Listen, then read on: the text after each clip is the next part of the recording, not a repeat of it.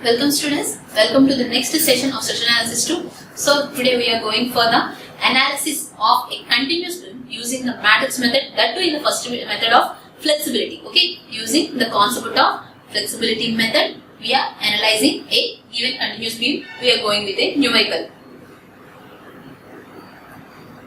So analyze the continuous beam shown in the figure by flexibility matrix method or the flexibility method. Okay, here I am observing a beam which is fixed at A, simply supported over B and C. Okay, a B is simply supported over B and C and it is fixed at A, and we are indicating a UDL of 60 kN per meter over the length of 4 meters, and in between BC there is a length of 3 meters, and there in the BC square we are observing a point load of 100 kN at a distance 1.5, nothing but center point load is there at 100 kN. Okay, so this is the original loading figure they have given. Now in case of the flexibility matrix, what we should have to do for the analysis? So, as the flexibility matrix has given some steps for us. Firstly, the method is involving the calculation of statical indeterminacy. Okay, I should have to calculate statical indeterminacy of the structure. So, for that I am calculating what are the number of reaction components there.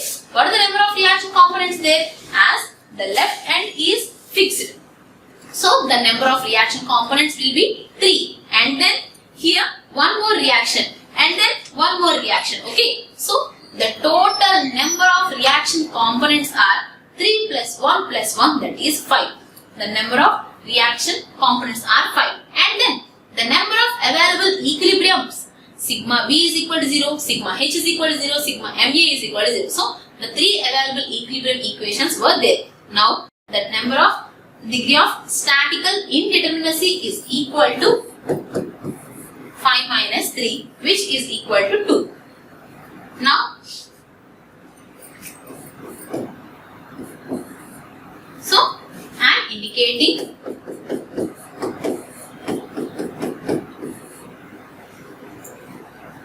the number of reaction components are 5 and the number of independent equilibrium equations are 3. And the degree of static indeterminacy is 5 minus 3 minus 2, which is 2 only.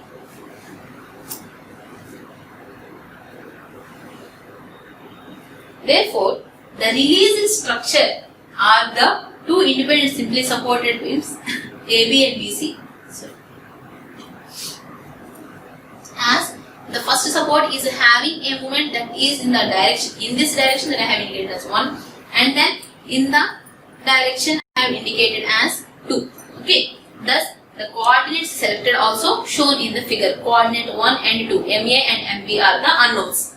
And then the bending moment diagram due to the given loading is released in the released structure is the free moment diagram. Free BMD will write, right? So for this released structure, whatever is the support condition, releasing the support condition I am keeping the loading, and for that loading I should have to generate the bending moment diagram. Okay, in the portion AB, the free moment diagram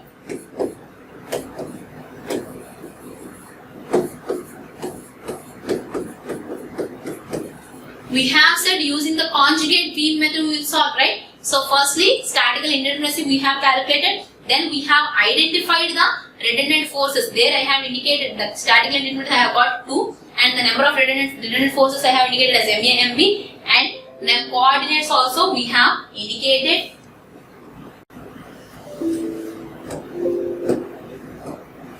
So the coordinates we have indicated. Then the fourth step is the entrance into the generation of the free BMT for the released structure. Okay, for the released structure I am taking the free bending moment diagrams, and the free BMT is like the same one, original simply supported beam having the original length and subjected to the given loading. For such type of loading, the bending moment diagram will be a symmetrical parabolic shape, and also it is having a maximum ordinate as WL square by 8. So that WL square by 8 is equal to 60 into 4 square divided by 8, and the ordinate I have got 120 kilonewton meter. Similarly, for the portion BC. Next, again the portion BC I am taking, and it is over 3 meter length, and it is having a point load of 100 kilonewton at the center. So for such type of simply supported or the released structure, the corresponding bending moment diagram is a triangular structure and with a height of WL by 4. So that W into L by 4 is 100 into total length of the member is 3 divided by 4 WL by 4, and I have got as 75 kilonewton meter. Now, how you develop? The conjugate beam for the released structure has two simply supported beams, A dash B dash and B dash C dash. Originally AB I have indicated ABC, right? That's why I am indicating as A dash B dash as one beam, B dash C dash as one beam. Okay, A dash B dash simply supported beam and its original conjugate beam with M over EI diagram, conjugate beam diagram. So the moment diagram divided by A. Whatever is the moment that is there, just by EI we will write. Moment by EI. Moment by EI we will write. Here 120 I have got, so 120 by EI. Here I have got 75, so 75 by EI. M over EI diagram. This is M over EI diagram for the released structure A dash B dash and for the released structure B dash C dash. Okay. So this is the M over EI diagram. Next, delta 1L. Okay. So delta are the total deflection at 1 due to the original loading. Deflection at 1 due to the original loading is shear in the conjugate beam at A. Okay. So what is the deflection happening?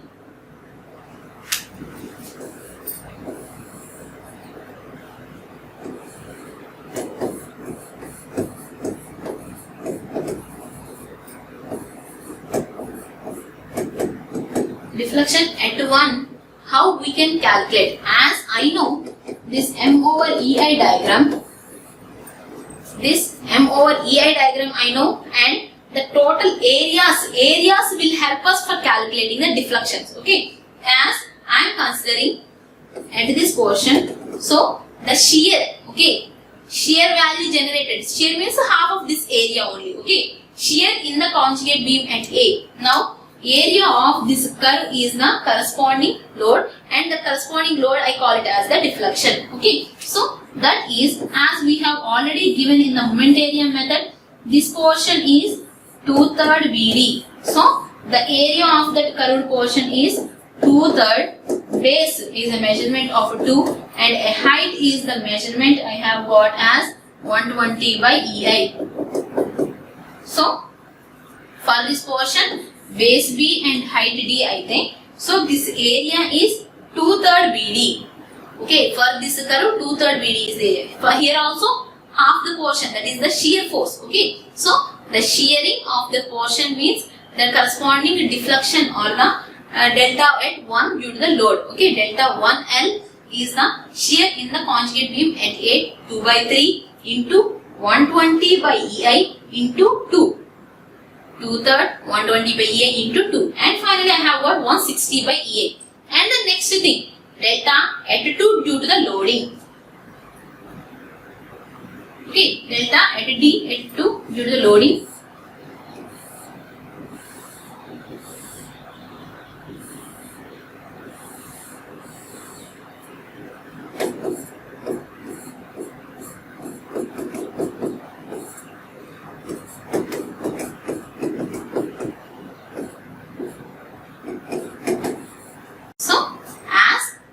Involving two portions, so from the left the corresponding half and from the right the corresponding half I am involving, and from this the area is 2/3 base and height 120 by EI, 2/3 120 into 2, and also here plus half into base into height,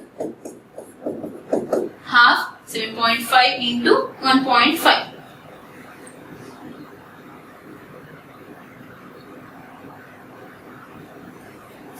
Sorry, maybe the calculation was wrong. Here I should have to write 1.5.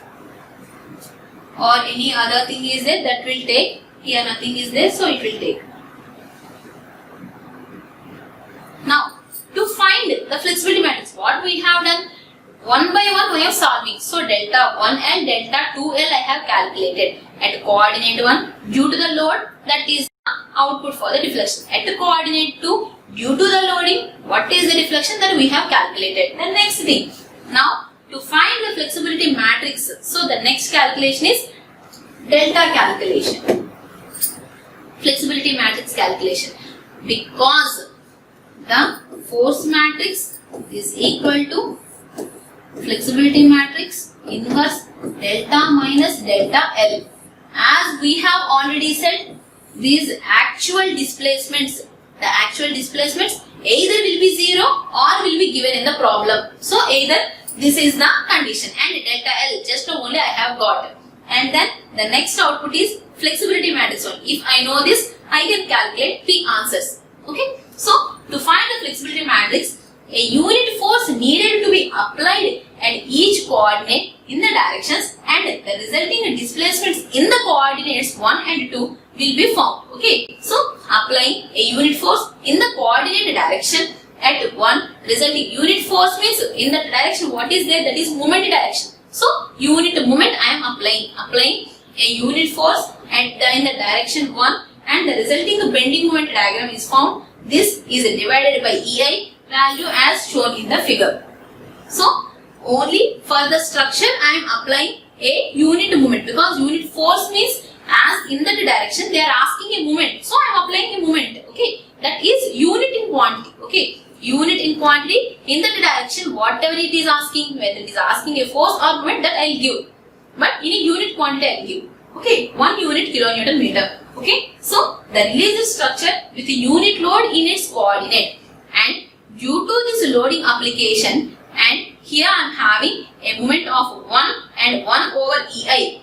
1 over EI is the moment height, and it is ranging to 0. Okay, so the corresponding conjugate beam diagram. So the bending moment diagram by I. So due to the application of a unit moment at here, and this is causing a bending moment diagram or the conjugate beam diagram with M by EI indication like this. And then since the conjugate beam is a simply supported beam, delta 1 due to the unit force at 1, delta at 2, flexibility matrix at 2 due to the unit force application at 1. Okay. As this is the coordinate 1 and this is the coordinate 2. So at 1 and force at 1, and then delta at 2 due to force at 1. At 2 due to force at 1. Okay, so delta 11 is equal to delta 11. How we will calculate delta 11? From this area into centroidal distance. Okay, for this picture, area into centroidal distance from 1 is the answer, and that is from this it is 2 by 3 into half into 1 over EI into 4. Okay, as I am having here, and 2/3 into half the area into height.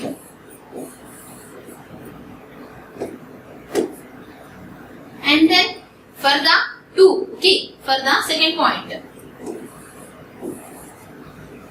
For the second coordinate, distance from the farther end to the centroidal distance, that is 1 by 3 into area, half into base of 4 into and a moment of 1 over EI. Okay, half into 1 over EI into base. Okay, in this way we have got 4 over 3EI, 2 over EI, 2 over 3EI. And the next thing, similarly, a unit load is applied at the coordinate 2. Here also that redundant, the next coordinate or the next redundant is moment only. So at B also I am applying moment only. So 1 kilonewton meter moment I am applying here, and that is as shown in the figure, and the resulting M over EI diagram I am writing here, and the resulting M over EI diagram, see how it is appearing, as a moment of M is applied here and a moment indication, and it is transferred to 0 to A dash. Again a moment M is here and it has a transferred to 0. Okay, this is the conjugate beam diagram for the released structure with application of a unit force at the coordinate 2. Next, the corresponding delta 1 at 2. So due to the moment at 2, the deflection at 1 due to the force at 2. Deflection at 1 due to the force at 2. Now that answer is is equal to deflection at 1 due to the force at 2 and at 1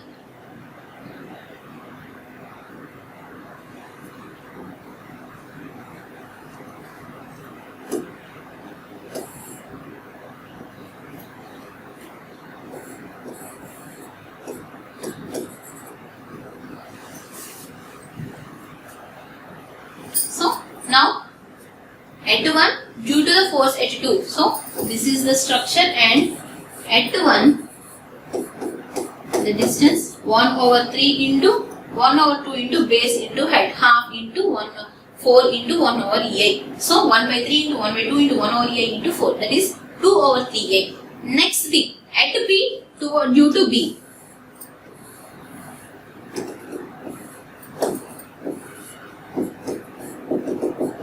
At B due to B. Now, what is the distance? At 2 due to 2, that is 2/3 of, okay, from this 2/3 into half into base into height, 2/3 of half into base of 4 and height, and from here also 2/3 of half into base into height. Okay, so after the summation I have got 7 over 3A, and then this flexible stiffness matrix, flexibility matrix, delta 1 1, delta 1 2, delta 2 1, delta 2 2 applied over, and I have calculated delta 1L, delta 2L, and also next thing I should have to do is delta calculation at 1, delta calculation at 2. Now from the consistency conditions, the final displacements at the coordinate 1, at the coordinate 2 are zeros only. The points are not moving, or there is no displacement in the problem.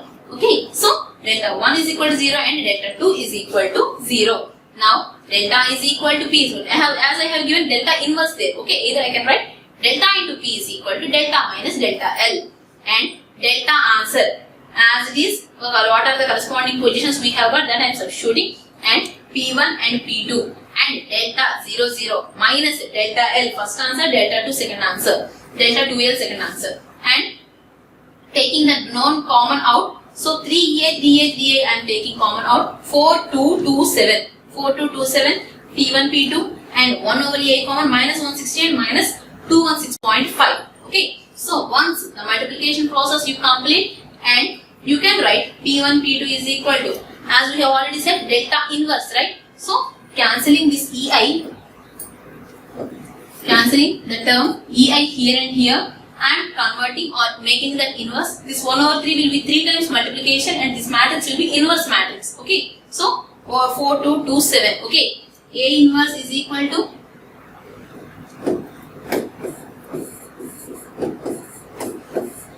D minus B minus C A.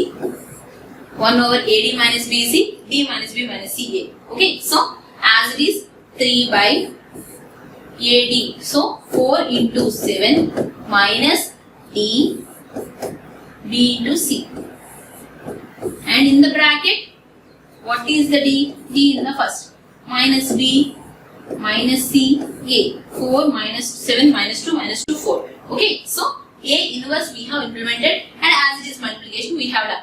And once you multiply these values, so 7 into minus 160, minus 2 into minus 216, so the main minus 687, and then minus 2 into minus 160 plus 4 into minus 216.5, and the next answer, that is minus 546, and this ratio I have got 1 over 8, and allowing that minus 1 over 8 to inside, and the final answers as P1 is equal to minus 85.875, P2 is equal to minus 68.250. These are the corresponding forces, are the redundant forces at the conditions. So the final moments, as I have indicated my unknowns like this.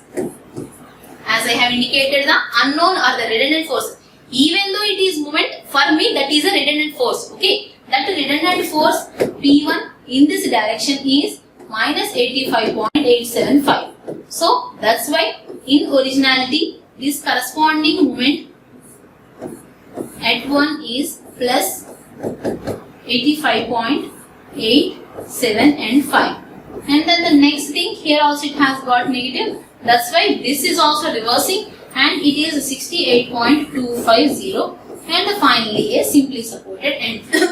Okay, in this way, the corresponding moments we are calculating, and finally, the support moment diagram. What is the actual bending moment diagram? Again, the output given us the calculation of the redundant moments, because the redundant moments are the support moments are my unknown forces. So here also I am considering the redundant moments as the support moments only, and we are calculating the support moment 1, support moment 2, and indicating them above the baseline, that is the hogging moment, and then individual free bend moment diagram, superimposing those two, and we have got the final moment and the final bending moment diagram. Okay, so in this way we are completing the calculation of the support moments and also the generation of the bending moment diagram. So up to this is another method helping us calculating the unknown answers. Here also after that you can go for the same thing, bending moments and the supports, using the support conditions and the support reactions will be calculated. Later we can go for the support reactions. So only thing is the same beam